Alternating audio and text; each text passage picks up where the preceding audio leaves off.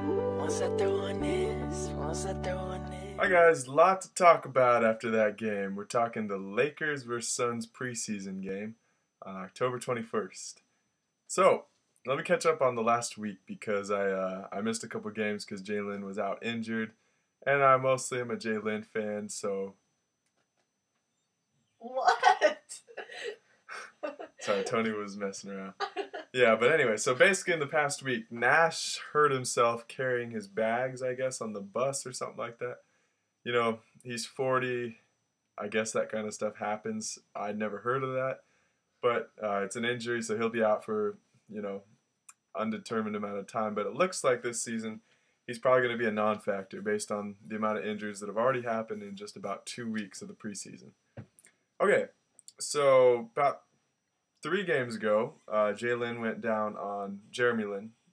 When I say Jalen, I mean Jeremy Lin. He went down with a double ankle sprain. Well, it was 2 separate incidents, but pretty minor stuff. But anyway, in the past couple games, it's been 2 blowouts. The third and okay, 1 game against the Warriors and 1 against Utah, and 2 of them were blowouts. And then the game right before this game tonight was actually a win for the Lakers, and you know, it was a good team win. I think everybody helped contribute that game. You know, it wasn't just Kobe carrying. Everybody played well. Wes was good on defense. Carlos Boozer actually showed signs of life. Finally, you know, we were kind of waiting on that all preseason. But you know, so it was a great team win, fueled by defense. So finally, the principles that Byron Scott's been talking about are kind of coming to fruition, and that's good to see. It's a great positive sign, which kind of led into tonight's game. So it was a great game. We didn't win in the end. Spoiler alert. But, you know, it was a great, the whole team looked good. You know, it didn't look like the couple games before where we had nothing going for us. And the main catalyst of all this, I'm going to go out on a limb here and say Jeremy Lin. You know, very impressive showing. He, you know, stats-wise, it's not going to blow your mind. It's not like a Kevin Durant stat line. But if you watch that game, you know, he's in every good play for us, you know. He's making the pass. He's making a great defensive play. He's getting a steal, getting a foul called against him, getting to the line. So he was huge this game. Probably one of the best game I've seen him play as a Laker, and one of his better games I've seen him play in terms of just all-around play. He only played like 23 minutes, so you know the stats aren't going to look like 40 and 10 and 10. It's not a triple-double, but he had 15 points on 3 of 5 shooting, but one of those shots was a half-court heave at the buzzer. It was just like, you know, no way that's going to go in. But very impressive performance. But anyway, all I got to say about the outcome of that game is phantom calls. I think that really was a huge factor in the final result. So I will admit that the Lakers got some calls because I don't know if you guys are aware, but most people who have watched NBA basketball for a while know that the refs intentionally kind of rigged the game to keep the score close for the final closing minutes. So they kind of guarantee an exciting finish.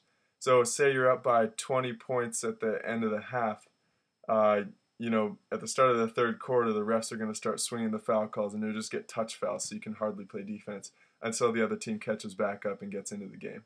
And that's a common complaint with the NBA, so it's not like that's going to change.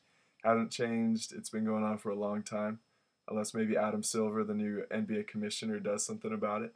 But in the meantime, you know, you just got to live with it. But what it came down to tonight is the phantom call that didn't benefit the Lakers was the biggest of all. It was there was 12 seconds left in the game, and we're going to play the clip here, actually. Okay, this is the big play right here. There it was. Take another look at that. It's a big play too because it let them back in the game right here. You see Lin's right on him. Isaiah, nice little push off. Foul before even the shot goes up. Did you see a foul? Okay, there you go. Me neither. So that was kind of just, I don't know. I'm not sure why they called that. But unfortunately, that was Jeremy Lin's 6th foul, which pretty much sealed the game because without Jeremy Lin running the show, it's, you know, it's not a good recipe for success. And as we went into overtime, you know, Ronnie Price, I think, is he's a valuable asset to the team, but he kind of had to take over once Kobe went out on minute restrictions, about 3 minutes left in overtime, and Ronnie Price is, he's in his whole career he's kind of been a third stringer, so he kind of folded under the limelight a little bit, but I think he's going to be a great backup for this team because Nash went down, so we're definitely going to need somebody to fill that role. And I'm hoping they're going to promote Jeremy Lin to the starting lineup because we looked really good with him out there. And, he's a great, contributor to this team. So we're going to show just a couple of Jeremy's highlights right here. Some of the things he did great. So Jeremy really had a great game tonight. As you see there, he gets a nice little strip leading to a steal. Right here, another defensive highlight. Gets a steal on the fast break. Right here, you're going to see him get a nice little pass inside to Boozer. Notice he doesn't pass to Kobe, so it's good to see him be assertive and make plays on his own. Here, just once again, nice little fadeaway jumper. That's his signature shot, or at least it was last season. Beautiful little alley-oop there to Ed Davis. You got to love that one. The court vision to see two guys come for the double team, just pop it over the top. Easy dunk. And that was kind of the difference between, you'll notice Ronnie Price on the stat sheet actually had 10 assists, but all Lin's assists lead to wide open layups or dunks, so it's a little different than just passing to a guy for a contested jumper because, he could dribble up and do that. So these are really valuable assists like that. Nice little no-look there to Ed Davis for the dunk. And right here, you're going to see, I believe this is the three-point. Yep, three-point shot, nice little high archer. Money. And a nice little drive into the lane. That was it. And as you can see there, it was just, Jeremy Lin was abusing Isaiah Thomas all night. And it's kind of funny because a lot of people had talked about there was this great free agent acquisition during the offseason when the Suns signed Isaiah Thomas from the Kings for, I think it was like $8 million per year, which is actually the same as Jeremy Lin's making right now in his current contract. And people call him overrated or overpaid. But, as you could see from these clips, Jeremy Lin, I don't want to say outclassed Isaiah Thomas because they're both in the NBA, but you can tell, it's a different tier of point guard. Jeremy Lin's probably a high caliber starting point guard, where Isaiah Thomas is probably at best as like a Jamal Crawford kind of six-man off the bench. Kobe Bryant actually came up huge this game. I know if any of you were watching it, he obviously started out slow. I think he missed probably his first 5 or 6 shots. But when the game was on the line and when it really counted, he hit 3 or 4 right in a row, really tough contested mid-range to seal the game. And we should have won it had it not been for that obvious phantom call on Jeremy Lin that, I don't know if any viewers could tell me maybe Jordan Hill got him with like an evil glare or something. Maybe they called a foul for that. Maybe it was just, I'm not sure what the ref was calling on that one. But Isaiah Thomas kind of got away with the forearm shiver into Jeremy's chest and got the free throws out of it too, so that was nice for him. Anyway, so other than that, so obviously Kobe did great sealing the game.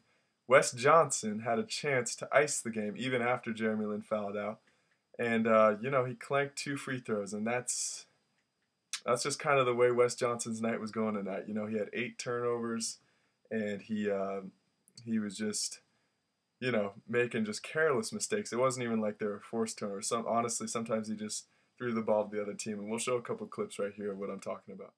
So Wes Johnson, just careless turnover right there, throws the ball away, and then on the break, goes for the careless strip leading to an and-one dunk. Just kind of the story of Wes Johnson's night last night.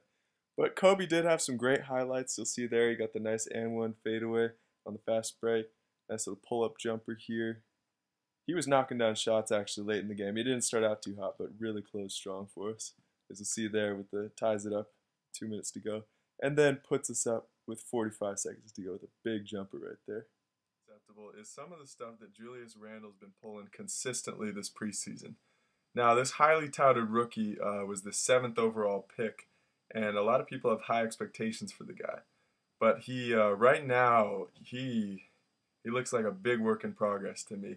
And we're going to cover just in a second a couple of the things that I'm talking about. But he has a tendency to think he's Magic Johnson right now in his career and that he can run down the floor and out-dribble 5 guys and score on his own, or ignore the easy pass and try to make a hard pass because he thinks he has the skills to do so.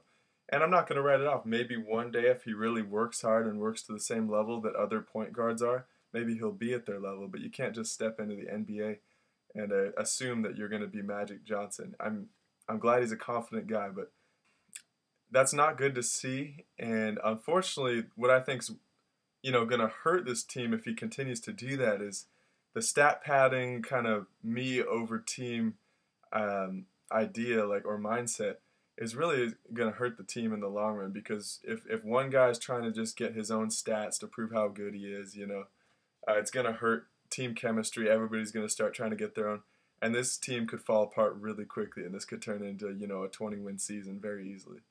So I'm just hoping that he can try to take a lead off guys like Steve Nash, Jeremy Lin, team players. Even, I'll be honest, Wes Johnson's a team player. He just kind of had a rough game tonight. So overall, it was a good litmus test, I guess, for today for a lot of the players on the team, just to kind of get a better look at how they're going to operate this season. So I'm going to do like individual rankings for how I thought each player performed and kind of what their capabilities are in general. So I'm going to start out with Jeremy Lin. So as you guys know, I'm a big Jeremy Lin fan, so obviously I'm going to be a little biased. But once again, I think he proved why he's such a valuable asset to any team, and that's that he gets the whole team involved. Everybody plays harder knowing that they're going to get the ball, they're going to get touches. He's busting, he's giving everything he's got out there on offense and defense, and it's contagious. The whole team plays harder when Jeremy Lin's on the floor. And I think that's reflected. I think he had a plus-minus of 12 tonight. And, that could have been even higher had he played overtime before he fouled out. Or, I mean, after he fouled out. But in contrast, when Ronnie Price was in his spot, the team was a minus 19. And what that means to those who are unfamiliar with the term is the plus-minus stat, which I think is really important, is how well the team does in terms of scoring versus their opponent. So say if you're on the floor for 5 minutes and the opponent scores 10 points and your team scores 8, you're a minus 2 right now. That's your stats. So that's how that works. It's basically a measure of how the team performed versus the other team while you were on the floor. Now, obviously, this can be affected by things like sometimes you're playing against bench players that aren't as good, but Jeremy played actually a mix of starters and bench players, so it was definitely not too skewed anyway. Ronnie was playing Isaiah Thomas at times and still getting worked. So I think it's not too biased and estimated that Jeremy's definitely probably the better starting point guard for the Lakers right now. And hopefully into the future, if he can continue to produce at this level, maybe they'll think to re-sign him for next season, and that could be a great marriage. I'm not sure what the term is for Jeremy Lin and the Lakers, but I think they could be a great fit for each other. And so we're gonna go over all the player rankings. So I covered Jeremy. I thought he did a great job. I'd give him probably an A. I'd give him an A+ if they won the game, but they didn't, so I'll give him an A. He played almost a perfect game. He had one missed three late in the game, but I mean it was a good shot. The guy went under the screen, and smart shot. He just missed it. So Kobe, I'll give him a B because I think he started that game really slow, but he had a great finish. So overall, pretty solid contributor to the team. And his defense wasn't that bad. He wasn't like James Harden out there, for example, for those of you who have watched James Harden try to play defense. Ronnie Price, I'm going to give a C. Wes Johnson, I'd probably give like a D-, for obvious reasons, which you guys have seen. Other contributors, Carlos Boozer had a quiet night. Maybe I'd give him like a C. Ed Davis, probably maybe give him a B. He played well with Jeremy Lin. He had a couple nice alley-oops and finishes. But he didn't have the minutes to really assert himself too much, so he did the best he could given the circumstances. And is there anyone I'm missing? Let's see here. Julius Randle, I'm going to have to give another, I'll give him an F+, because I think, he had a score or two, I think. He had one score on a fast break, it was a nice take. But that's kind of the way I saw the game. So let me know what you guys think. Just feel free to comment or say how you felt about the game below. And, I'm going to keep doing these videos, hopefully, as long as Jeremy Lin's healthy and keeps playing. I know I kind of missed a few earlier this week, but it's just not as interesting for me to watch when Jeremy Lin's not playing. As I've said before, I'm a big Jeremy Lin fan. I'm also cheering, obviously, for the Lakers. I've been a fan for quite a long time as well. I think it's a good sign for our future for this season that we've been playing well the past 2 games. Looks like we're going to at least be competitive, because I think the whole Lakers organization and fan base was pretty depressed after those 2 blowouts, and it's good to see that we're going on the right path again. So thanks for watching, guys, and we'll see you next game.